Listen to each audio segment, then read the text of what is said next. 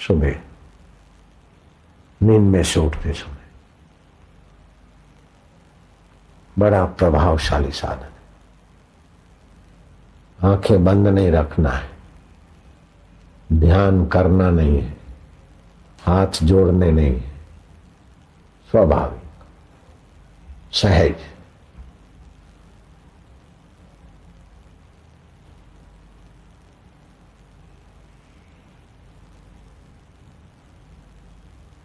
फिर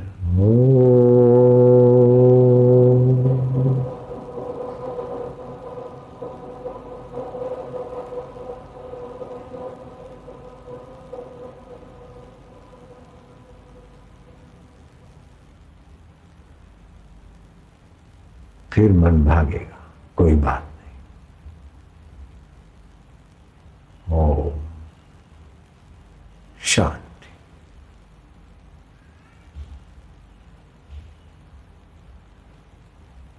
ओम माधुर्य।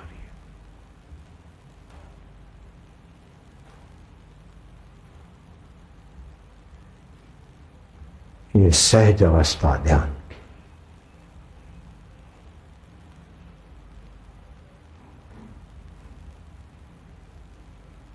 नारायण स्तुति पुस्तक जरा पढ़ा, चुप।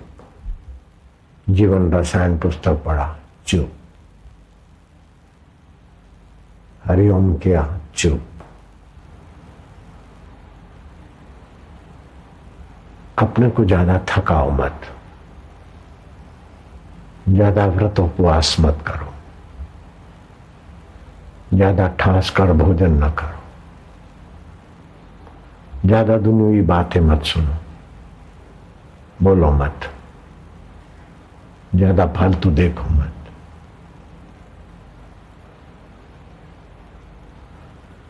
योगियों को समाधि प्राप्त होती है, उससे भी ऊंचा साधन है।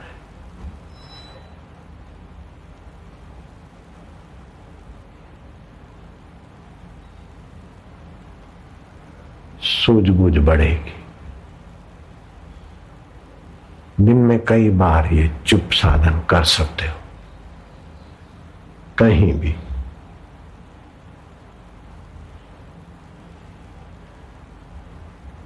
कोई प्रयत्न नहीं, कोई जोर नहीं पड़ेगा। आंख बंद होती तो होने दो, खुलती तो खुलने।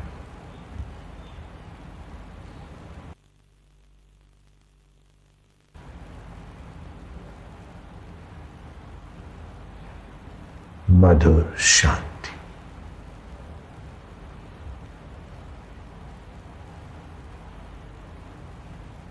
श्वास अंदर जाता है,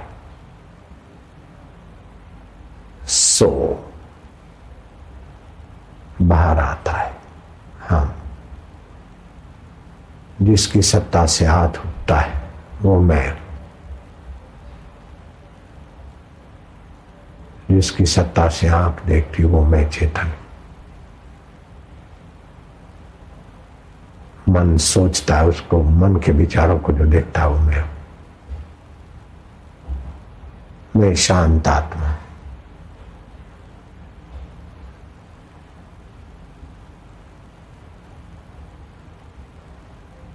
ओम शांति।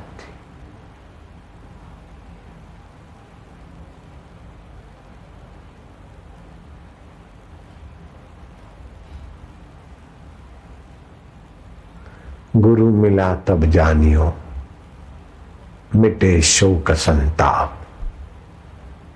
बीती हुई को याद करके शोक करना निगुरे आदमी का काम है।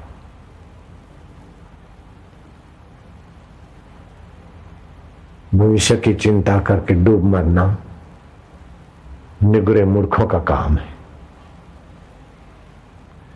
वर्तमान की परेशानियां याद कर करके परेशानियां मुझे है ऐसा मानना सत्संगी के लिए शर्म की बात है।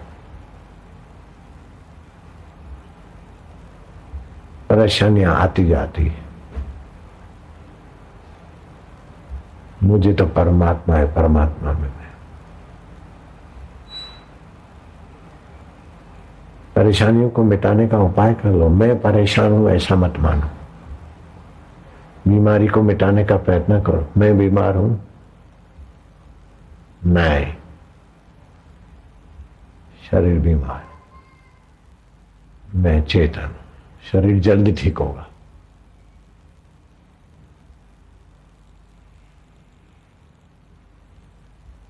सो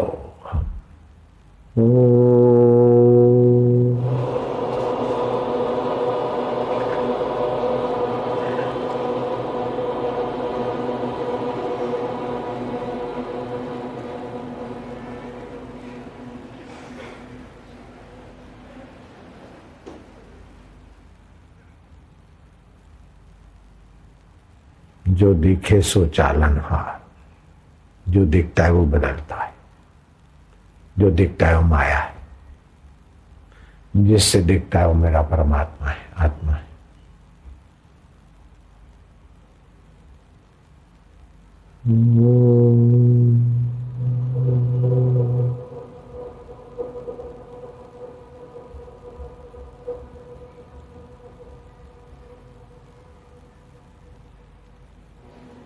आनंद और शांति बढ़ती जाएगी।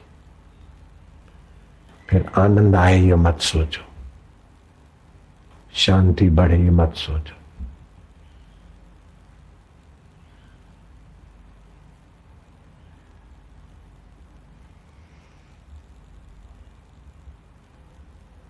सोच विचार होता है, उसको महत्व मत दो। सो हम आओ,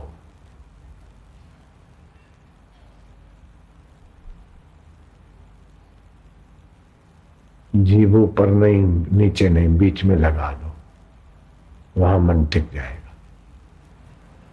आंखें इधर उधर नहीं, सामने भगवान में, गुरु में लगा दो, मन शांत। इधर उधर होता है तो ध्यान के, ज्ञान के पुस्तक है अपने, तो शांत।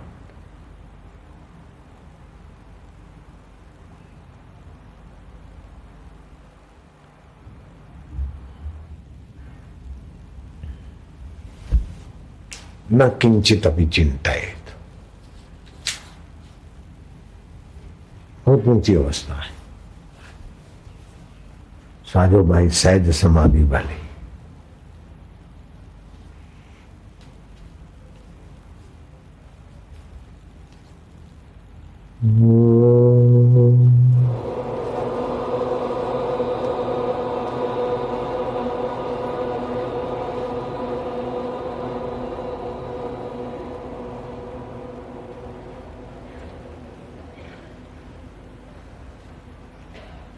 सभी जाति वालों के लिए पूनम व्रत बहुत महत्वपूर्ण है।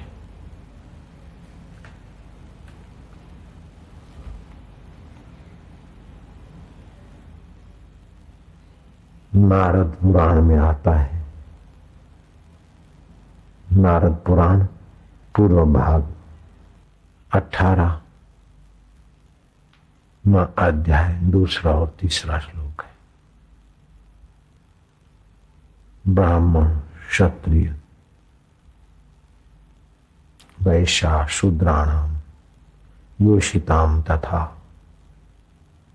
समस्त काम फलप्रदम सर्वव्रत फलप्रदम दुःस्वप्न नाशनम धार्म्यम दुष्टग्रह निवारणम सर्वलोकेषु विख्यातम पूर्णिमा व्रतम उत्तमम येन चीरेण पापानां राशिकोटि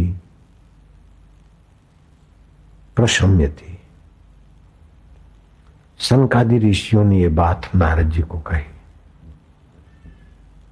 पूर्णिमा का व्रत सब व्रतों में उत्तम, ब्राह्मण, क्षत्रिय आदि चारों वर्णों के लिए करणीय और कल्याणकारी।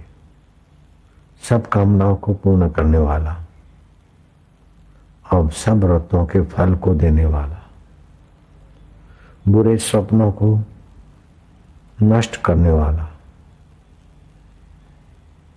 धर्मप्रद, दुष्ट ग्रहों का निवारण करने वाला और लोक विख्यात है ये पूनम का व्रत। वो व्रत हर महीने आता है, जिसका अनुष्ठान से पापों की असंख्य राशि नष्ट हो जाती है। तभी ये सहज ध्यान का अधिकार मिलता है और अच्छा लगता है। ये सामान्य आदमी के बश का नहीं है। जिन्होंने पूनम का व्रत रखा, गुरु में श्रद्धा है, ऐसे लोगों के लिए ये उत्तम साधन।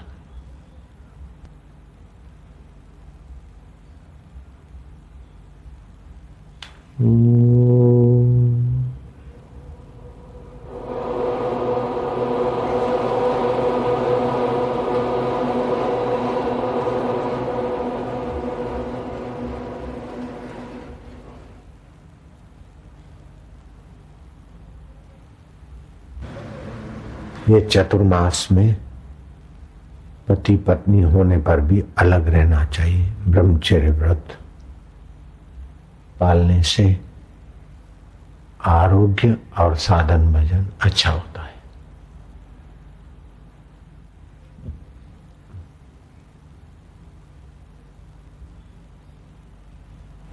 ज्यादा अपने को थकाओ मत।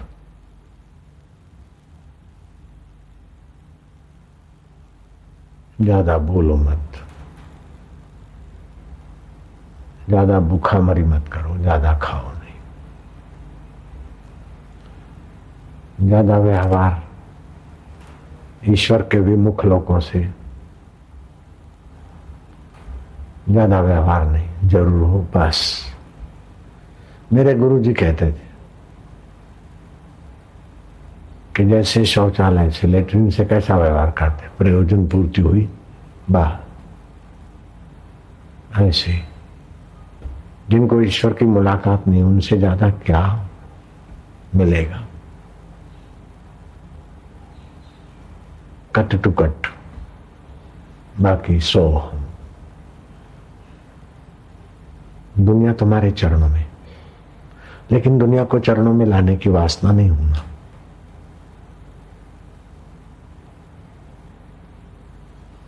अपने आप आएगी, आए तो उसका अभिमान नहीं होगा, नहीं आए तो उसकी इच्छा नहीं।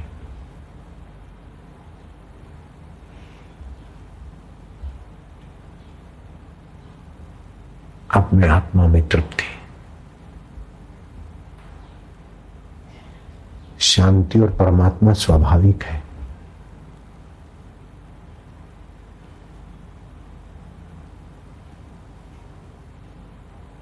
मुझे परमात्मा पाना है, इतने साल के बाद मिलेगा, ये बेवकूफी निकाल दो। अभी मौजूद है।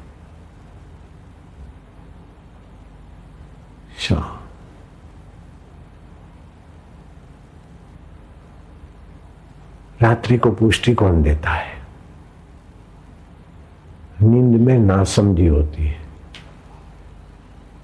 और चुप साधन में चिन्मय समझ, शांत समझ, उत्तम सहज अवस्था। ये सहज साधन है। साधु भाई सहज समाधि वाली, गुरु कृपा भाई जा दिन से दिन दिन अधिक चले।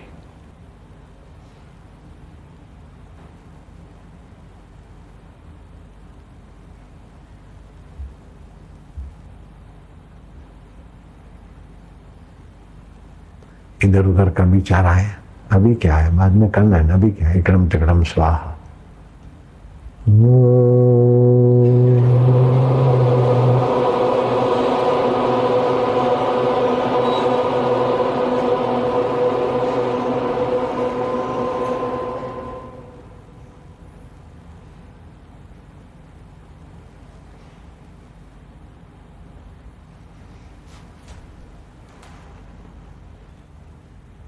वास्तविक भगवान अपना आत्म रूप में बैठा है।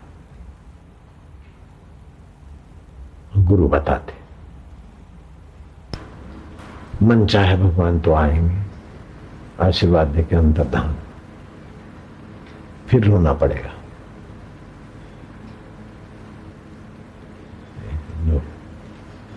जहां से मैं स्फुरित होता है वो तो सदा है, शरीर मरने के बाद भी है।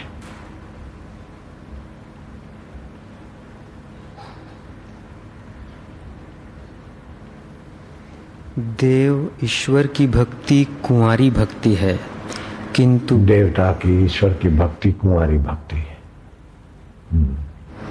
किंतु गुरु की भक्ति सौभाग्यवती फलवती है।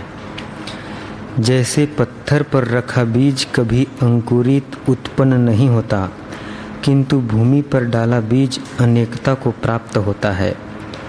जैसे कुंवारी लड़की द्वारा अपने से संतान उत्पत्ति नहीं हो पाती, जबकि उस लड़की का संबंध योग्य लड़के से होने पर वह सौभाग्यवती संतान उत्पत्ति का हेतु हो जाती है, इसी प्रकार चैतन्य सद्गुरु के प्रति की गई भक्ति शिष्य को अनंत लाभप्रद मोक्ष प्रदायिनी होती है। अज्ञान काल में अपने कल्याणार्थ जैसी श्रद्धा, भक्ति, विश्वास भगवान के प्रति कर रहे थे, किंतु निराशा ही प्राप्त हो रही थी। वर्तमान जीवन में ही यदि तुम अपना कल्याण चाहते हो तो किसी वेदांत केसरी, श्रोत्रिय, ब्रह्मनिष्ठ सद्गुरु की भगवान के समान ही श्रद्धा, भक्ति, प्रेम, विश्वास द्वारा शरण ग्रहण करो। गुरु में अगर श्रद्धा, भक्ति, विश्वास, प्रेम नहीं होगा, खोपड़ी चलाते रहेगा तो खोपड़ी परेशानी की तरफ ले जाएगी।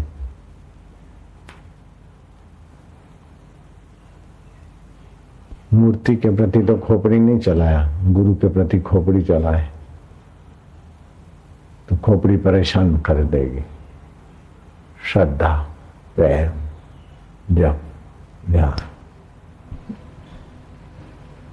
रामकृष्ण को किसी ने कहा तुम्हारे गुरुजी फलाने के घर थे, फलानी बाई के, तेली बाई के घर थे। बोले मेरे गुरु कलाल खाने जाए तो भी मेरे लिए मेरे नंदराय भगवान है। तो रामकृष्ण को जो फायदा हुआ तो तपरी गुरु से, वो निंदकों को क्या पता।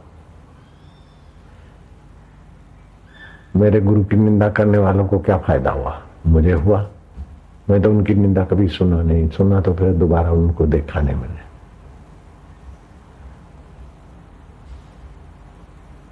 बड़ा प्रसिद्ध महाराज था नैनीताल।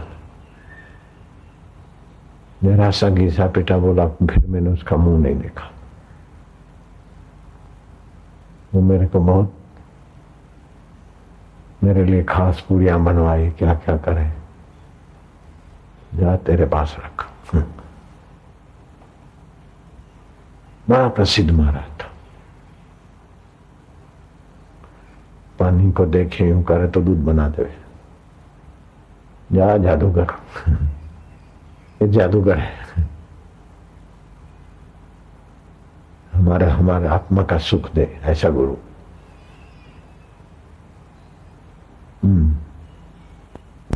वे करुणा सागर दीन बंधु गुरुदेव जिज्ञासु को जीवन मुक्ति प्रदान करा देने में एकमात्र समर्थ हैं।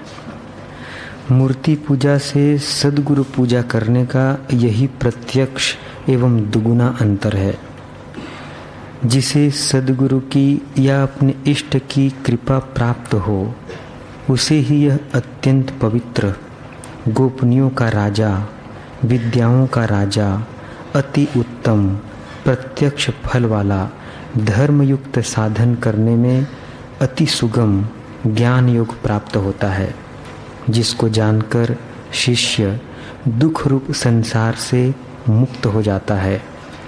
सरल हृदय वाला शरणागत शिष्य सद्गुरु की कृपा दृष्टि को प्राप्त कर लेता है। किंतु जिसके मन में प्रबल देहाभिमान एवं अशुद्धता है, उस अहंकारी मलिन चित्त वाले को इस ब्रह्म विद्या एवं ब्रह्मदर्शी सद्गुरु पर श्रद्धा, विश्वास, प्रेम नहीं हो। श्रद्धा, विश्वास, प्रीति नहीं तो फिर गुरु के प्रसाद में गति नहीं। ऐसा अश्रद्धालु परमात्मा को न प्राप्त हो, जन्म मृत्यु संसार को ही बारंबार प्राप्त होता है। फिर बीती हुई बातों को याद करके परेशान होगा। मैंने बहुत दुख देखा, मैंने ये किया, मैंने वो किया। और गुरु वे दोषारोपण आ गया तो समझो तबाही पक्की बात है।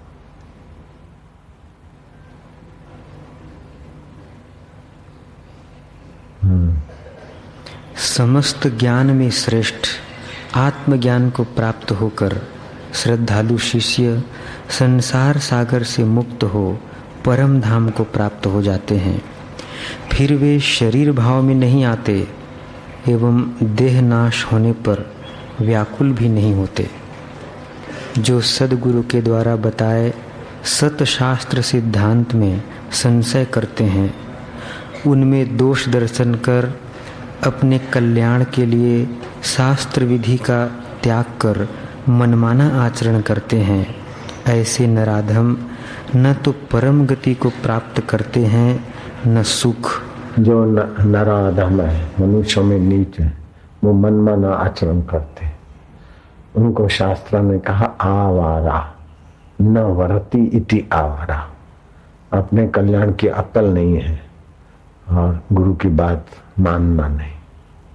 ऐसे लोग बहुत दुख भोगेंगे।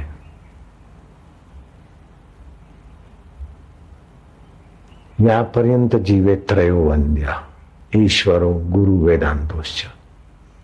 जब तक शरीर में श्वास है, ईश्वर को, गुरु को और वेदांत शास्त्र को खूब आदर दे, उनकी आज्ञा के अनुसार है। मन चाहा तो कुत्ता भी कर लेता, कीट पतंग और मक्खी भी कर लेती, तो तुम उसी रास्ते जा रहे हैं। अभी तुम्हारा मन चाहा होता तो शांति नहीं होती। शास्त्र चाहा, गुरु चाहा हो रहा है तो शांति है। अब जब उठ जाएंगे, तुम्हारा मन चाहा तुम्हारे पर हावी हो जाएगा।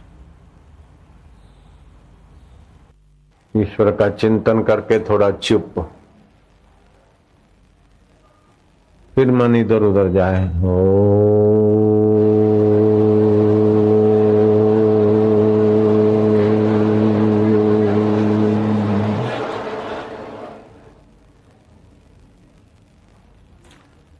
और मां के बीच निसंकल्प नारायण की अवस्था में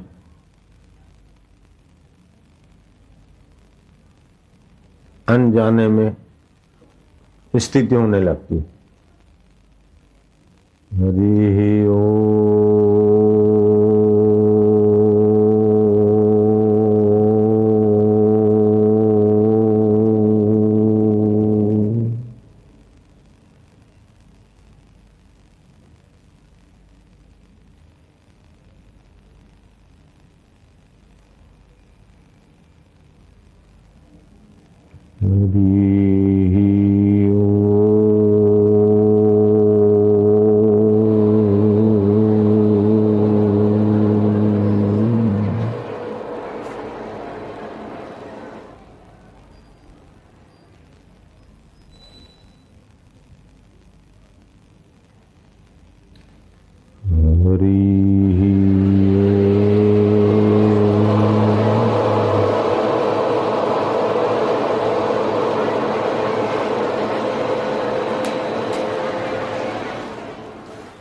निसंकल्पता से विश्रांति मिलती,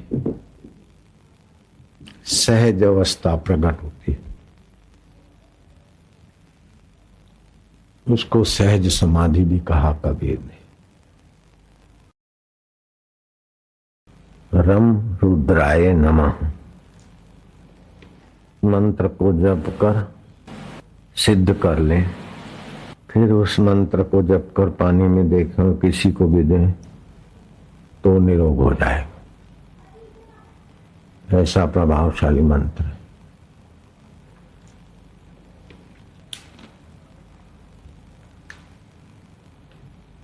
रम रुद्राय नमः।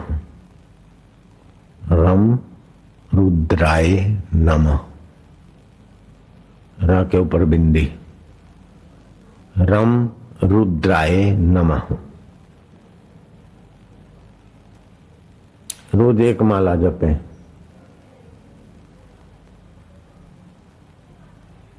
छह महीने में मंत्र सिद्ध हो जाएगा।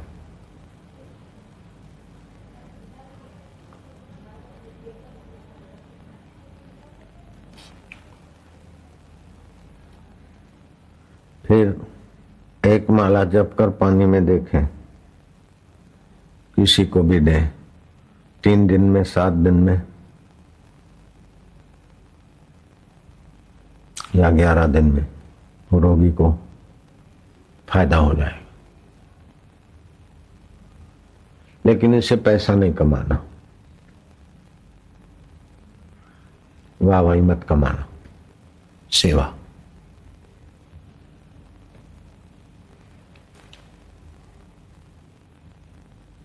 अच्युतात् गोविंदात्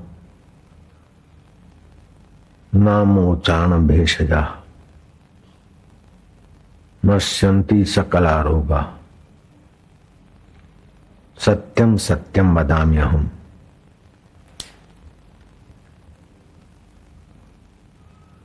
आयुर्वेद के रचयिता भगवान धन्वंतरी कहते हैं कि अच्युत केशव गोविंद भगवान के नाम रोगों को मिटाते।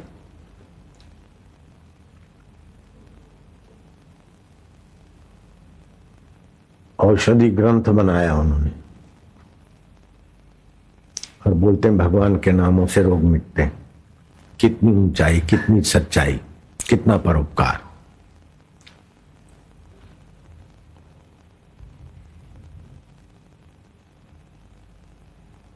ओम अच्युताय नमः। गुरुवार गुरुवार को 11 माला जप करें।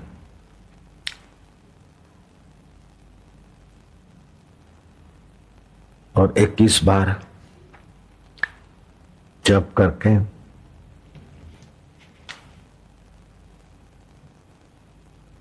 पानी पिए अथवा किसी को दे,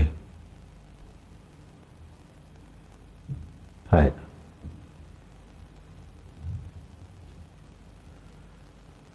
वो पानी पिए उस समय चंद्र स्वर चले तो अच्छा है। बायां मत होना, दाएं बंद कर दे। औषध खाते समय भी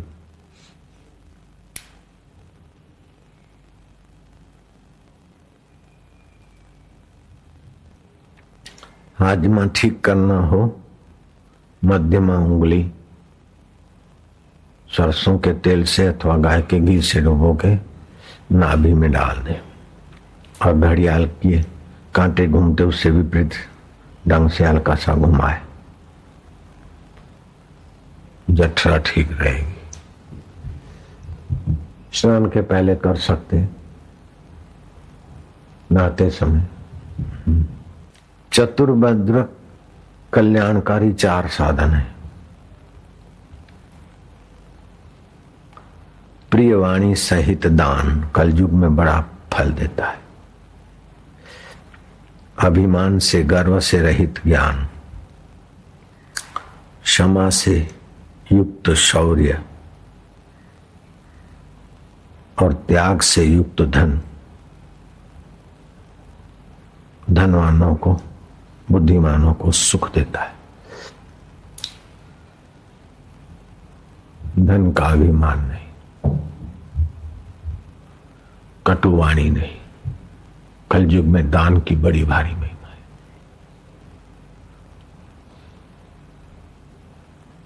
सतयुग गया तो सत गया, त्रेता गया तो तप गया, द्वापर गया तो यज्ञ का प्रभाव गया। दानम केवलम कलियुगे। 8 प्रकार के दान हैं, अपनी अपनी हस्ती के साथ करें, लेकिन सत्संग का दान करना कराना, आहा,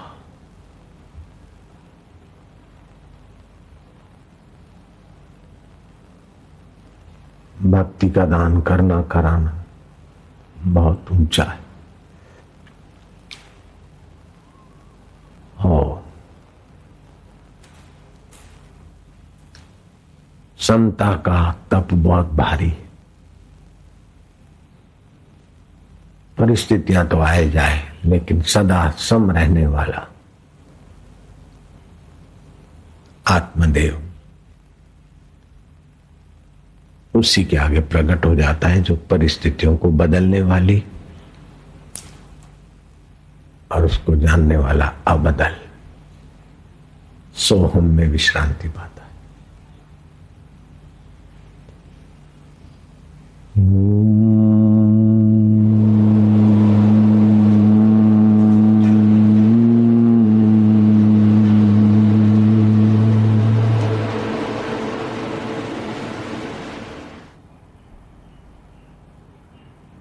दिन भर करते करते थक जाते हैं, रात को कुछ नहीं करते तो दूसरे दिन करने की शक्ति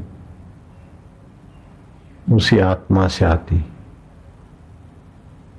लेकिन नींद के कारण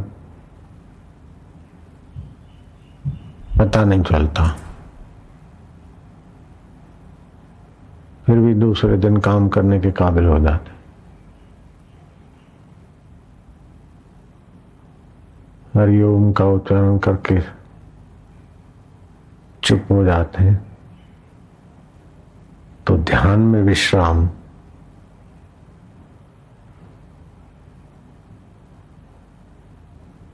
हमारे दोषों को मिटाने की शक्ति देता है और प्रभु रस देता है।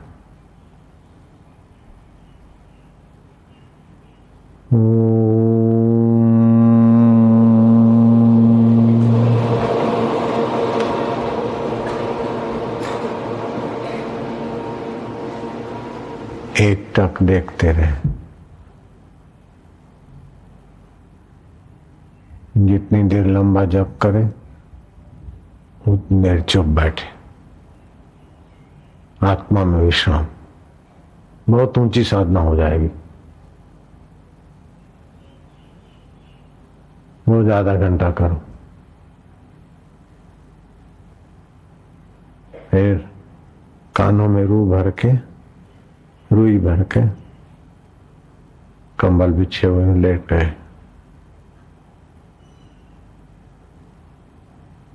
श्वासोश्वास को देखे 5 मिनट, फिर लंबा श्वास ले।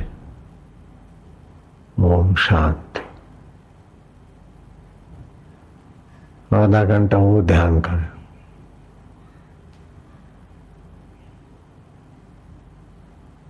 काम धंधे में भी बरकत और भक्ति में भी। गुरु गीता का पाठ। ओम ओम ओम।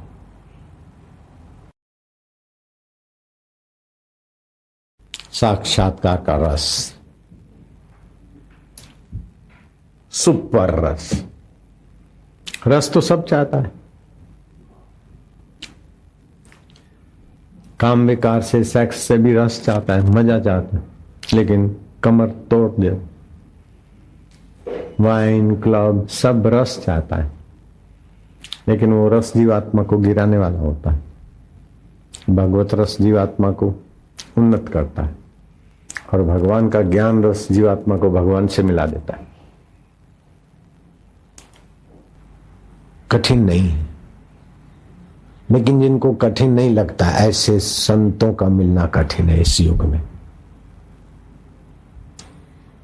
और ऐसे संत मिल जाए तो फिर हम संसारिक बातें आशीर्वाद मांगकर घाटे में रह जाते। असली फायदा तो उनसे वो है, आत्मा परमात्मा की प्राप्ति। ये तबीयत की बात हमने बता दी, औषध दे दी, बादाम तेल बांट दिया, मांझे तो कोई हमने घर से बनाया नहीं, लोग ले आते हैं, लो बापू ले बापू, बापू कितना लेंगे खाएंगे, हम नहीं लेते बादाम थे। कभी महीने 2 महीने 4 महीने 2-4 भून लिया तो लिया, ज्यादा तो हजम कैसे होगा इस उम्र में। बादाम वैसे पेशाब की तकलीफों को ठीक करते हैं, ये वो दिमाग को तरी देते, लेकिन अपने लिए ही सब है क्या? जो कुछ है सब सब सबके लिए है, अपने लिए सब नहीं है, ये हम अच्छी तरह से जानते। सभी शरीरों में हम ही हैं, हम उन्हीं शरीरों से खाएंगे बादाम थे, क्या है?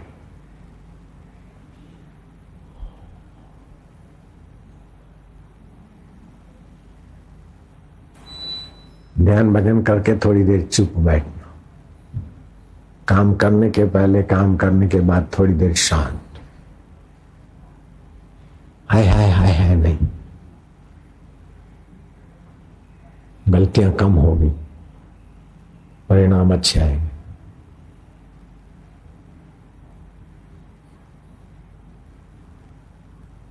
मां के गर्भ में 9 महीने चुपचाप थे तो कैसा शरीर ठीक बन गया ना। बोलने, देखने, सुनने और संसारी काम करने से शक्ति खर्च होती है, रात को कुछ नहीं करते तो शक्ति इकट्ठी होती, लेकिन चुप बैठे और ध्यान में रहे तो भगवती शक्ति जागृत होती, शांति, उससे सामर्थ्य आता है, बुद्धि दिव्य बन जाती है। सर्टिफिकेट नहीं है तो कोई बात नहीं, बाहर की स्कूल में नहीं गए तो कोई बात नहीं, उस शांत आत्मा में गए तो बाहर की स्कूल वालों को, बड़े बड़े प्रोफेसरों को भी तुम मार्गदर्शन दे सकते।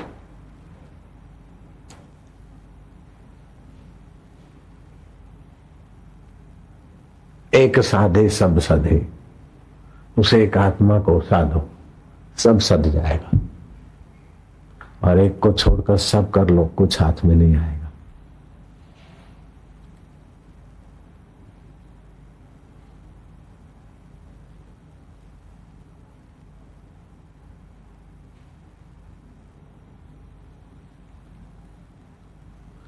कबीरा यह जग आए के,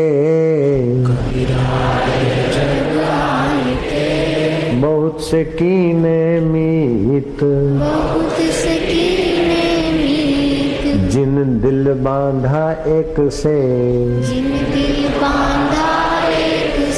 वो सोए निश्चिंत।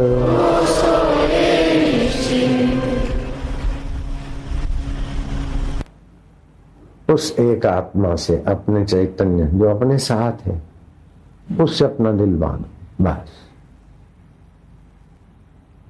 मन निर्मल हो जाएगा, बुद्धि दिव्य हो जाएगी। कबीरा मन निर्मल भयो, कबीरा मन निर्मल भयो, जैसे गंगा नीर, जैसे गंगा नीर, पीछे पीछे हरि फिरे, पीछे पीछे हरि फिरे, कहत कबीर कबीर। कहत कबीर कबीर। ब्राह्मण जटाशंकर गंगा दशहरे के दिन काशी में स्नान करने जा रहा था, भीड़ भाड़ में उसकी चप्पल टूट गई, तो फुटपाथ पे चप्पल सीने की सेवा कर रहे थे रहीदास, मीरा के गुरु। जटाशंकर ने चप्पल सिलाई, क्या पैसा वैसा, उस समय पैसा, आधा पैसा 2 पैसा चलता था। बोले नहीं महाराज, तुम जा रहे हो गंगा जी, इतनी सेवा। तो जटाशंकर ने कहा कोई सेवा हो तो बताओ मेरे लायक। तो रहीदास ने 1 पैसा दिया चमार ने, बोले गंगा जी को मेरे तरफ से भेंट देना।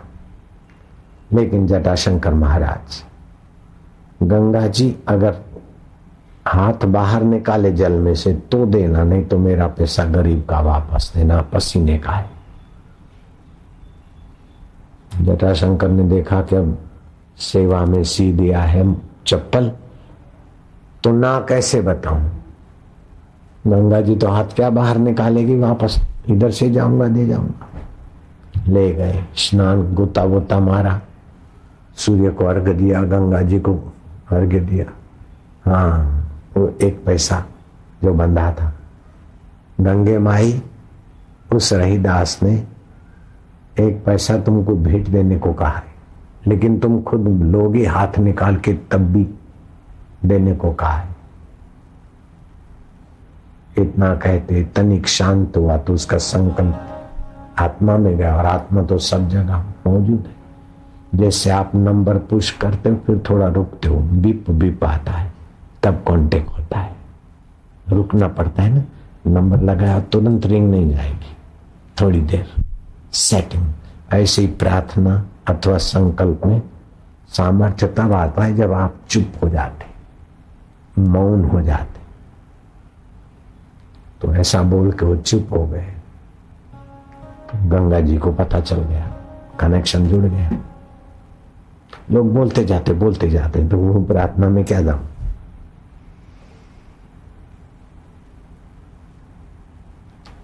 गंगा जी को पता चला कि मेरे लिए भेंट भेजिए रहीदास ने। रहीदास अपने गुरु के प्रसाद से आत्मज्ञान में, शांति में जाना जानते थे।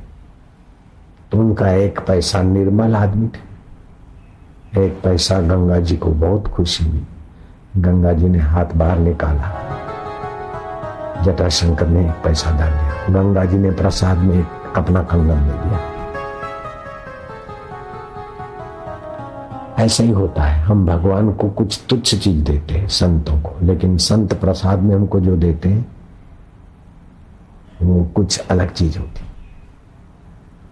मैंने गुरु जी को क्या दिया, लेकिन गुरु जी ने जो प्रसाद में दिया मैं उसका वर्णन नहीं कर सकता हूं। मैंने गुरु जी को क्या दिया होगा और बदले में कैसा प्रसाद मिल गया, देख लो। ऐसे आप लोग क्या दिलाते और बदले में ऐसा प्रसाद मिलता है कि लाखों रुपए, करोड़ों रुपए, उसके आगे कुछ नहीं होता। तो हम जो देते हैं वो दिखता है, दिखता है वो नश्वर होता है, और भगवान और महापुरुष जो देते हैं वो दिखता नहीं, इसलिए फिर वो मिटता भी नहीं।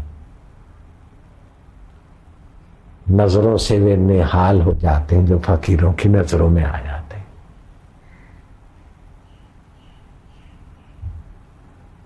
जटाशंकर ने सोचा हद हो गई, 1 पैसे में इतना देव दुर्लभ कंगन, उस रास्ते क्यों जाऊंगा, रहीदास को देना पड़े। दूसरे रास्ते घर पहुंच गए,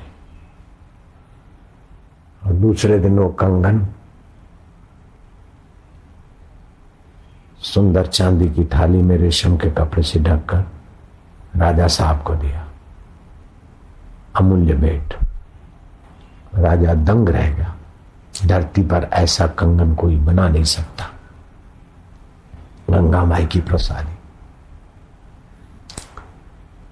राजा ने अपनी पटरानी को दिया, और पटरानी कंगन पहने तो आहा। महिलाओं की कमजोरी है, बढ़िया कपड़ा ले आई अथवा बढ़िया गहना मिला तो चुप नहीं बैठेगी। बोलो कैसा लगता है, एक ऐसा है, एक ऐसा है। कोई आया नहीं तो फिर खुद ही उनके किसी के घर जाएगी। बोलो मैं कोई झूठ बोलिया? मैं नन्हा बच्चा था, जानता था कि माइयों के पास कोई नई चीज आती तो क्या करती, मैं देखता था। चुप बैठेगी माई? दूसरी रानियों को दिखाया, उनको दिखाया। इतने में वो दासी जो शाम की ड्यूटी पे आती थी,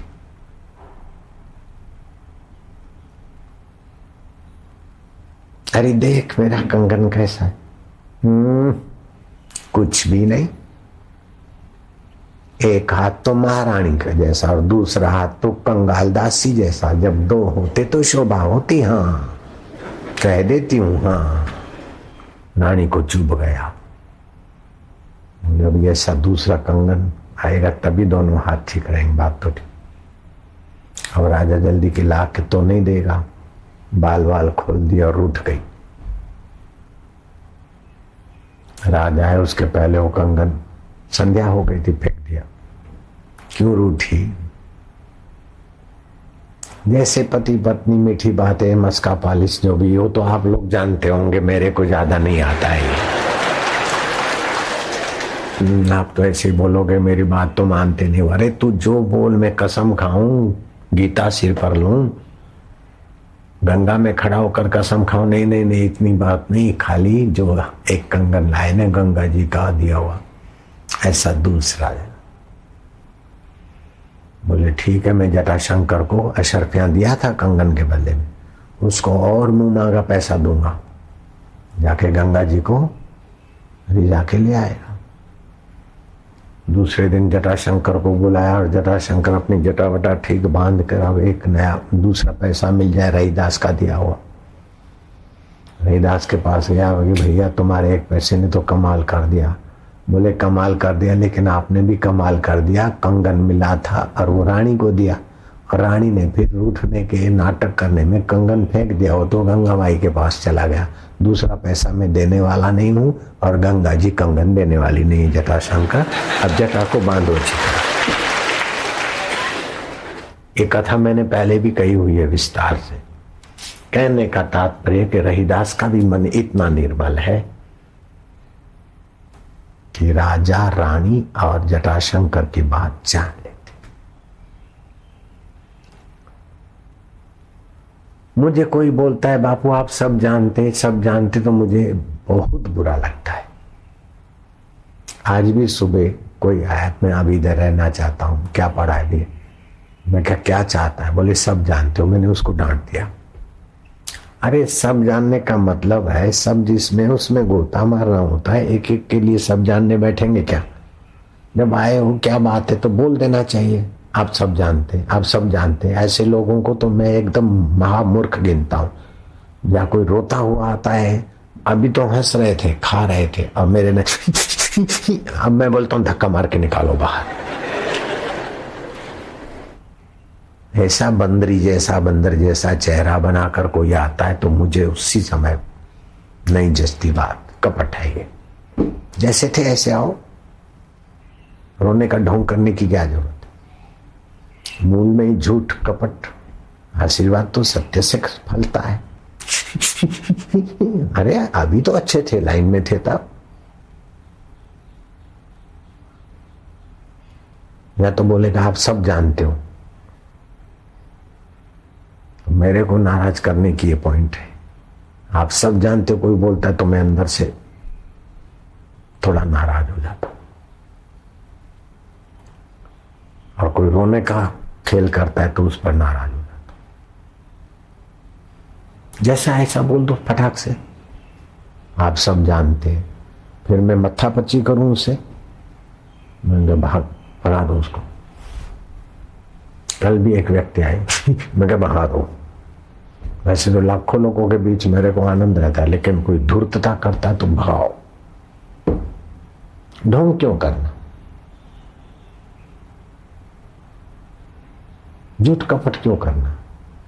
निर्मल मन की पहचान है झूठ कपट नहीं। जैसा भीतर ऐसा बाहर।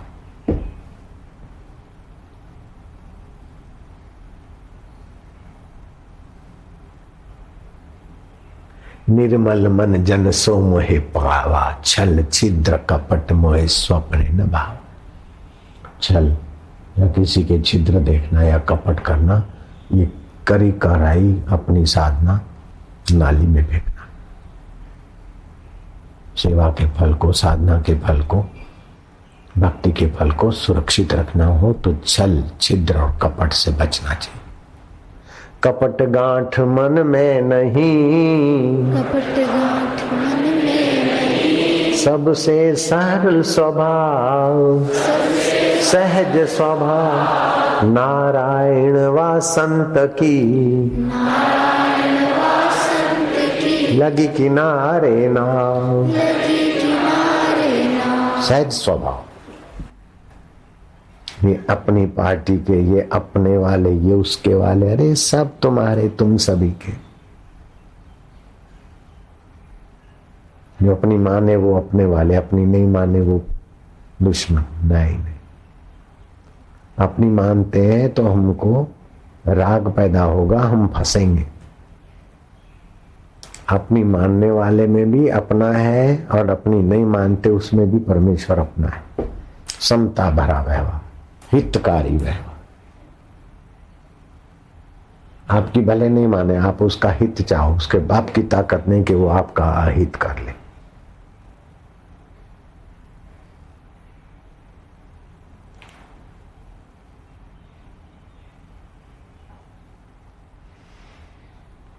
आप जो देंगे वही घूम फिर के अनंत गुना आपकी सेवा में लग जाएगा। आप हित देते तो हित ही आएगा। हित आए इसलिए हित मत करो, हित अपना कर्तव्य है। सासू से ये मिल जाए ये मिल जाए नहीं, बहू है अपना कर्तव्य निभा ले। सासू मेरे मन की करेगी तो मैं तो फंस जाऊंगी, बहू मेरे मन की करेगी तो मैं फंस जाऊंगी, ननंद मेरे मन की करेगी तो मैं फंस जाऊंगी। मैं उनके मन की कर दूं, शास्त्र के अनुसार, मर्यादा के अनुसार, मेरी शक्ति के अनुसार। दूसरे के मन की हो जाओ, अपने मन की। इसी में घर में झगड़े होते हैं और अपना अंतःकरण मलिन होता है। अपने मन की तो अपना मन हरामी बनता है। मेरो चिंत्यो होत नहीं, हरि को चिंत्यो होए। हरि चिंत्यो हरि करे, मैं रहूं निश्चिंत। मुझे जो चाहिए वो तो मेरा परमात्मा मेरे साथ है। अब मेरे मन की करके मेरे को काहे को जन्म मरण में मरना, हंसना। कई लोग धार्मिक है, मंदिरों में जाते हैं, मस्जिदों चर्चों में जाते, फिर भी दुखों से पार नहीं होते। क्यों? कि सत्संग के द्वारा समझ में नहीं आया अभी तक कि अपने मन की होती रहेगी तो वासना बढ़ती रहेगी, आसक्ति बढ़ती रहेगी और नरकों में जाना पड़ेगा, दुखी सुखी की थप्पड़े खानी पड़ेगी। अपने मन की इच्छा छोड़ दे, दूसरे के मन की कर लो, हित के, तो आपका मन निर्वासनिक हो जाएगा, निर्मल हो जाएगा। पीछे पीछे हरी फिरेंगे।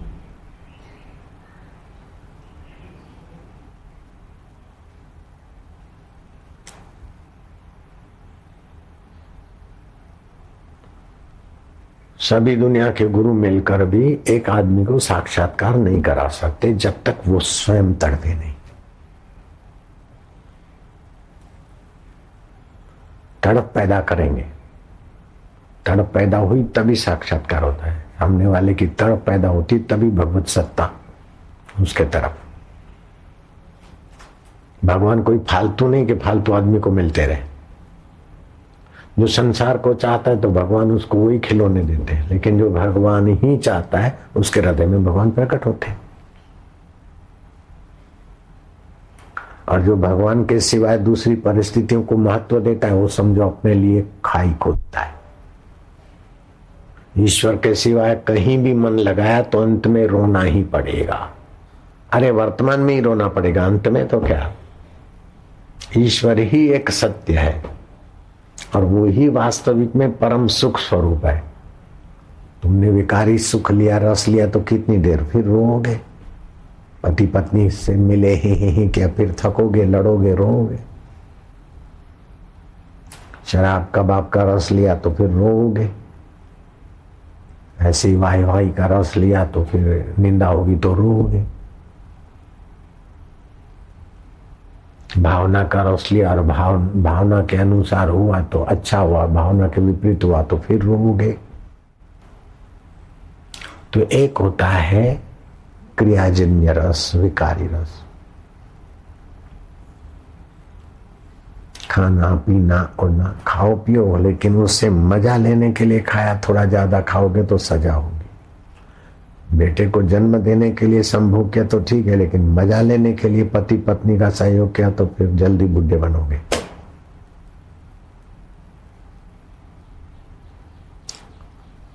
तो देखने का, सूंघने का, चखने का, स्पर्श करने का और सुनने का, ये 5 प्रकार का रस, अगर संसारी चीजों से रस लेने की आदत पड़ गई तो जीवन जल्दी विरस हो जाएगा। उसमें संयम रखकर भगवत भाव का रस लोगे, जप का, ध्यान का, तो उनसे अच्छा है, लेकिन सदा के लिए जप नहीं होगा, सदा के लिए ध्यान नहीं होगा, सदा के लिए भावना नहीं टिके, बदलती रहेगी। और वे लोग बिल्कुल बड़ी गलती करते कि मेरे को पहले ऐसा होता था, बापूजी पहले सपने में आते थे, बापूजी पहले कृष्ण, अब नहीं दिखते, मैं तो मर गए। अरे मरती रहो फिर, ये तो भावना का है, भावना सदा एक जैसी नहीं रहेगी। चाहे बाहर का सुख हो चाहे भावना का सुख हो, एक जैसा नहीं रहेगा। और वे लोग दुख बना देते हैं जो एक जैसा रखना चाहते। मैं तो देखती रहूं, मैं तो देखती रहूं। अच्छा, अरे सदा नहीं रहेगा, प्रकृति के राज्य में। भावना से ऊंचा विचार जन्य रस होता है, उसमें मेहनत कम होता है। बात समझ गई, सिद्धांत समझ में आया, सिद्धांत के अनुरूप अपने मन को घुमा के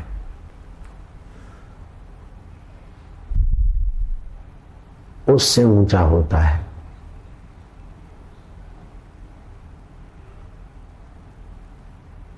ज्ञान संयुक्त, ज्ञान जन्य रस, उससे ऊंचा होता है प्रेम जन्य रस।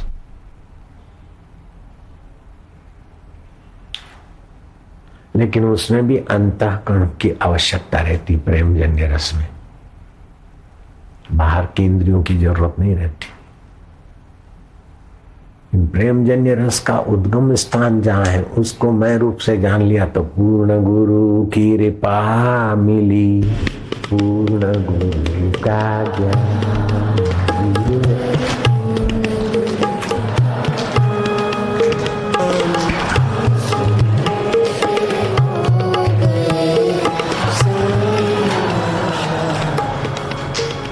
जागृत स्वप्न सुषुप्ति में ब्रह्मानंद का। देखो, जागृत आई चली गई, जागृत के कितने व्यवहार आए चले गए, लेकिन मैं उस जागृत के व्यवहार को देखने वाला तो नहीं गया। स्वप्न आया और कई सपने में रेलगाड़ी, मनुष्य, अच्छा बुरा दिखा, वो आया गया, उसको जानने वाला मैं नहीं गया। गहरी नींदें कई आई और चली गई, लेकिन उनको जानने वाला मैं हूं। रात को 11 में 2-5 मिनट कम थे, उस समय चट से नींद आ गई और सुबह 3:45 के आसपास नींद खुल गई। अब नींद आई थी और गई, उसको जानने वाला तो रहा ना। तो जागृत स्वप्न सुषुप्ति पेखे देख रहे, ब्रह्मानंद का आनंद लेते, ये आते जाते हैं, लेकिन मैं सदा रहता हूं चैतन्य ब्रह्म स्वरूप। खाते पीते मौन या रहते, ब्रह्मानंद मस्ती में रहते।